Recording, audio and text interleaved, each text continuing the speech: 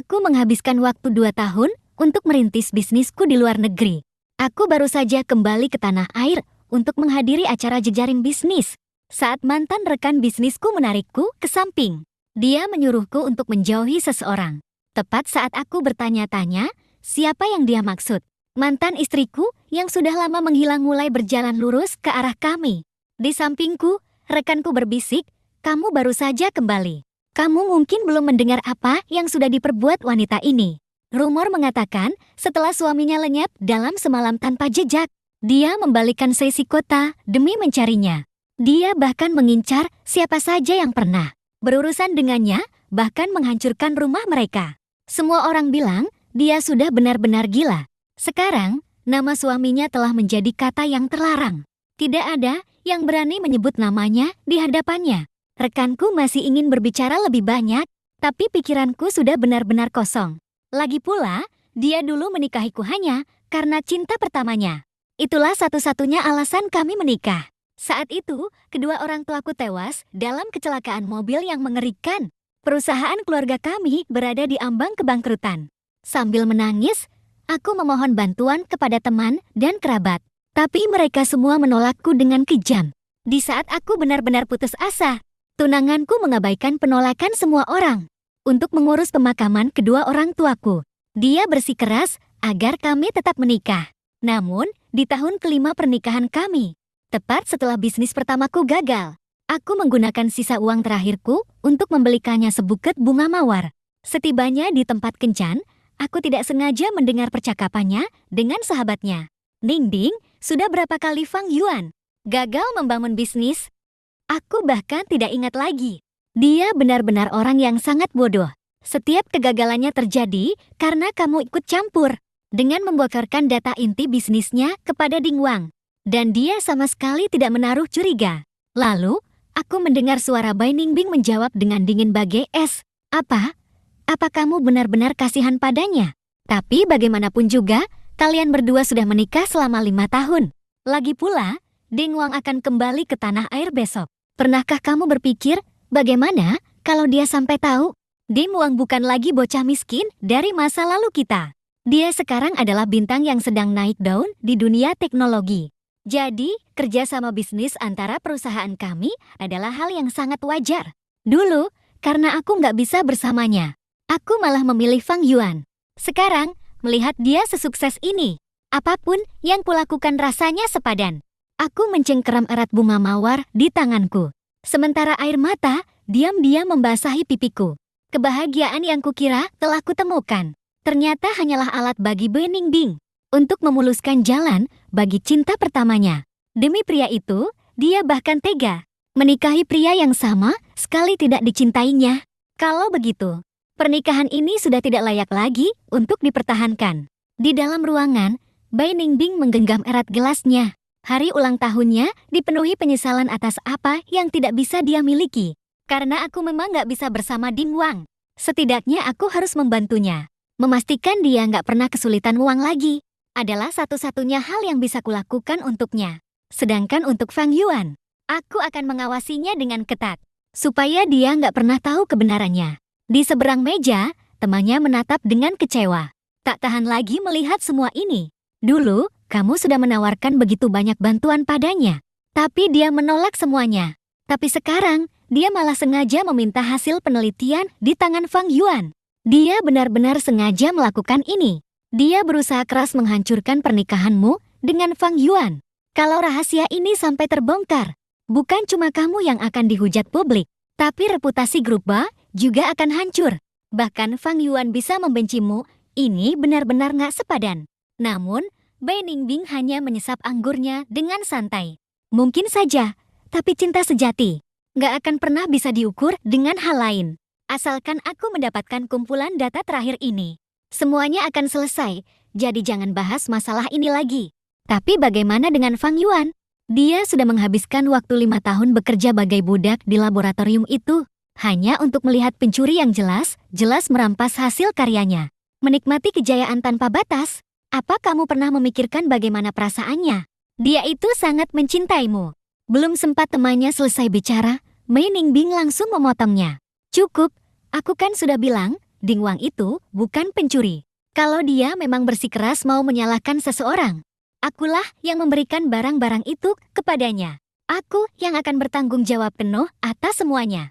Aku benar-benar tidak habis pikir denganmu. Untuk apa sih? Sama sekali tidak perlu melibatkan Fang Yuan. Sudahlah, terserah. Ya sudah, lakukan saja sesukamu.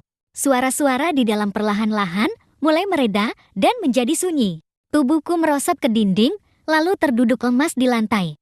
Ingatan saat orang tuaku meninggal 5 tahun lalu langsung terbayang di depan mataku. Perusahaan kami benar-benar bangkrut setelah kecelakaan tragis itu. Ning Bing lah yang menarikku kembali dari tepi atap gedung waktu itu. Dia datang membantu dan melunasi semua utang perusahaanku. Lalu, dia membawaku ke rumah keluarganya. Saat itu, aku benar-benar percaya kalau aku telah menemukan penyelamat hidupku. Dengan senang hati, aku menenggelamkan diriku dalam kebahagiaan sempurna yang dia bangun. Tapi ternyata tidak. Semua itu hanyalah jaring kebohongan yang beracun dan sebuah penipuan kejam yang berkedok desakannya agar aku terus merintis bisnis. Hanya agar dia bisa merebut semua yang sudah kubangun dan menyerahkannya begitu saja kepada Dingwang. Bodohnya, aku malah mempercayai kata-kata penghiburannya yang kosong dan memaksa diriku untuk memulai dari awal lagi berkali-kali. Benar-benar lelucon yang kejam. Pintu berbunyi klik dan terbuka. Aku cepat-cepat menyeka air mataku dan menyembunyikan perasaanku. Ning Bing langsung bergegas mendekat dan membantuku berdiri. Dia menggenggam erat tanganku. Matanya dipenuhi rasa cemas. Kenapa kamu duduk di lantai? Aku cuma begadang kerja sampai terlalu larut malam. Aku cuma butuh duduk sebentar untuk mengatur napas. Aku tidak menyangka kamu akan keluar tadi. Kamu benar-benar tidak usah memaksakan diri sekeras ini.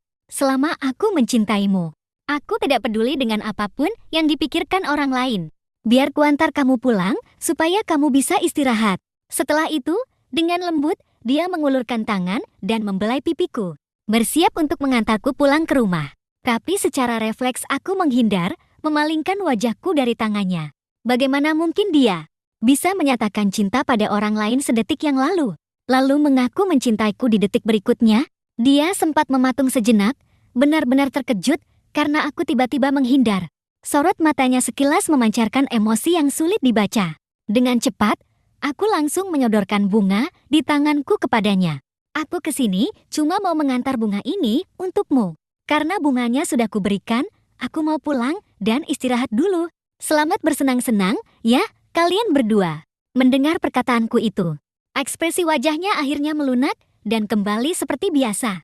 Tumben sekali. Kali ini, dia mau mengantarku sampai ke pintu depan klub. Sesampainya di rumah keluarga Bai, diam-diam aku membuka kunci kamar itu. Ruangan yang menjadi segalanya bagi dia.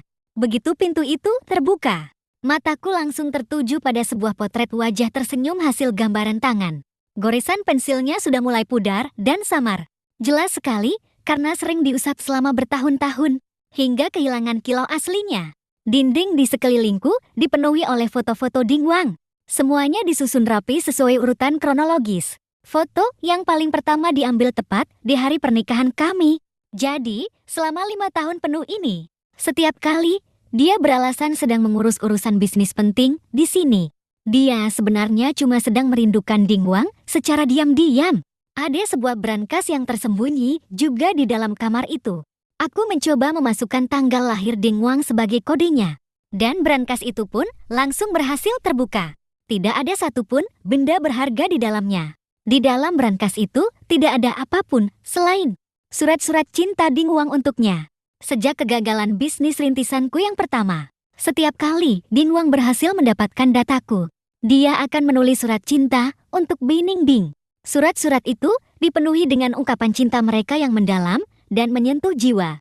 Meskipun aku sudah tahu bahwa seluruh pernikahan kami hanyalah sandiwara belaka yang diatur oleh Ning Bing, hatiku masih terasa hancur berkeping-keping. Setiap kali bisnis usahaku hancur, Ning Bing akan turun tangan membantuku menganalisis data itu dan memberikan petunjuk serta saran yang baru. Karena itulah, aku sangat mempercayai cintanya kepadaku, hingga terlanjur jatuh cinta setengah mati kepadanya. Tapi aku tidak pernah curiga sedikit pun kalau semua yang dia lakukan itu hanyalah cara mudah untuk membocorkan dataku kepada Dingwang. Dan terselip di antara surat-surat itu, ada satu surat yang belum dikirim, yang ditulis oleh Bai Ningbing sendiri. Aku membukanya dengan tangan yang gemetar. Air mataku langsung tumpah begitu selesai membaca. Bai Ningbing ternyata punya rencana. Begitu dia berhasil mendapatkan data penelitian terakhirku, dia akan melamar Ding Wang. Meski tidak bisa menikahinya secara sah, dia bertekad kuat untuk tetap menggelar pernikahan dengannya. Tapi, karena waktu itu, orang tuaku baru saja meninggal. Bai Ningbing beralasan kalau saat itu bukan waktu yang tepat untuk merayakan apapun. Akhirnya, kami cuma punya selembar surat nikah itu saja. Sambil tertawa getir meratapi diriku sendiri, aku mengusap sisa air mata. Aku menggunakan ponselku untuk memotret setiap lembar surat itu. Ini bukan sekadar bukti pengkhianatan terbesar Bai Ningbing, tapi juga bukti kalau Ding Wang sudah mencuri hasil karyaku. Setelah semuanya siap, diam-diam aku mengembalikan semuanya persis seperti semula. Aku menutup pintu, lalu menghubungi sebuah nomor. Pak Fang, aku sudah membuat keputusan, ya. Aku setuju untuk menjual semua data penelitianku kepada Anda. Tapi, tanggal rilisnya harus mutlak menjadi keputusanku sendiri. Baru saja aku menutup telepon, terdengar suara Bai Ningbing yang sangat kukenal dari belakangku. Fang Yuan, kamu baru teleponan sama siapa? Apa yang mau dirilis? Sambil buru-buru menyimpan ponsel, aku menjawab dengan tenang, bukan apa-apa kok. Cuma beberapa data penelitian dari laboratorium. Data itu perlu dirapikan dulu sebelum diterbitkan. Lagi pula, pestanya kan sudah selesai. Sini, aku buatkan teh pereda mabuk dulu ya.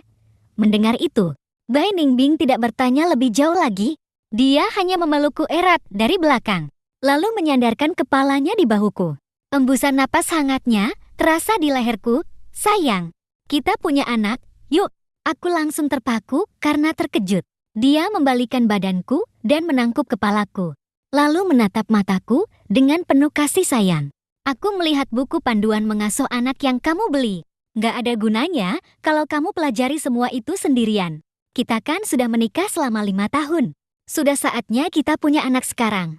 Begitu bayinya lahir tahun depan, kita bisa pergi mengunjungi makam orang tuamu dan memberitahu mereka. Mereka akhirnya bisa tenang di sana karena tahu kamu gak sendirian lagi. Tapi sebelum itu, kamu harus berusaha jauh lebih keras. Aku memaksakan senyum tipis di wajahku. Aku memeluknya erat tanpa berkata, tak apa. Dia berlari ke atas dengan sangat gembira untuk mulai bersiap-siap.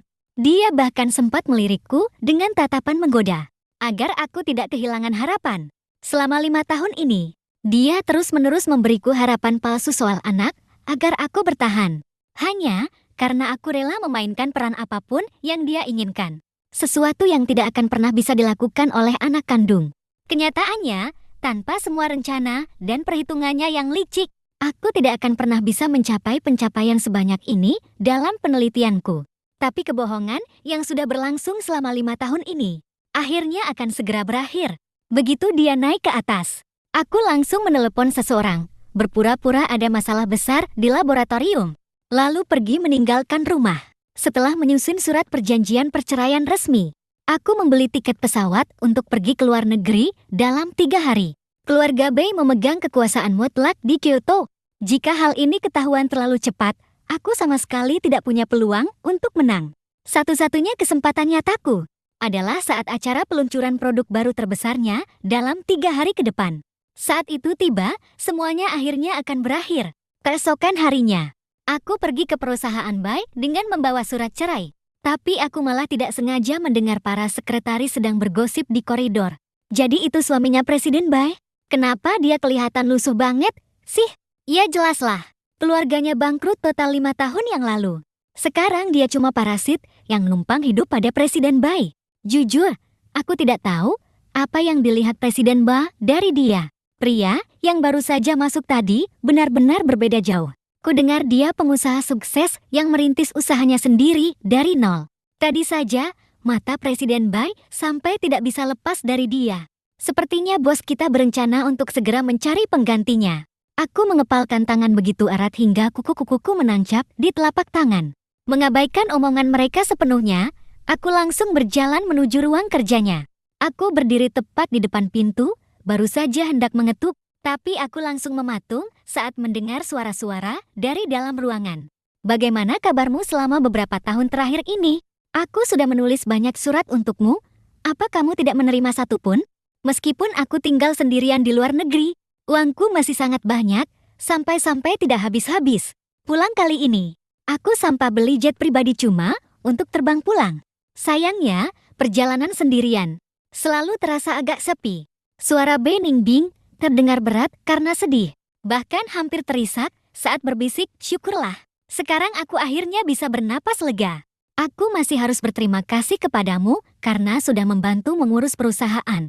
Kalau tidak, mungkin sekarang aku masih bersembunyi di suatu sudut. Kebingungan hanya untuk menyambung hidup. Aku tidak seharusnya menginap di tempatmu sebelum peluncuran. Takutnya malah membuat Kak Fang Yuan tidak senang. Bagaimanapun, dulu kan aku yang dia biayai. Dan sekarang posisi kami malah berbalik. Aku takut dia tidak bisa menerimanya dan malah ribut denganmu. Ding Wang memang selalu seperti itu. Merebut segalanya dariku, tapi masih saja berlagak seolah dia korbannya. Bertingkah seolah dialah yang paling menderita. Cuma untuk membuatku terlihat buruk di depan semua orang. Setelah kegagalan pertamaku, aku diam-diam menyelidikinya. Dan mendapati kalau produk-produk perusahaannya sangat mirip dengan punyaku. Aku mengajukan laporan resmi atas nama asliku. Menuntutnya untuk menunjukkan data sumber produk itu. Tapi polisi malah memenjarakanku karena dituduh menyebarkan rumor. Semua orang menuduh kalau aku cuma tidak bisa menerima kegagalanku sendiri dan mati-matian berusaha memfitnahnya. Hanya Beningbing yang turun tangan untuk membersihkan namaku dan menjadi satu-satunya rekan yang sangat kupercayai.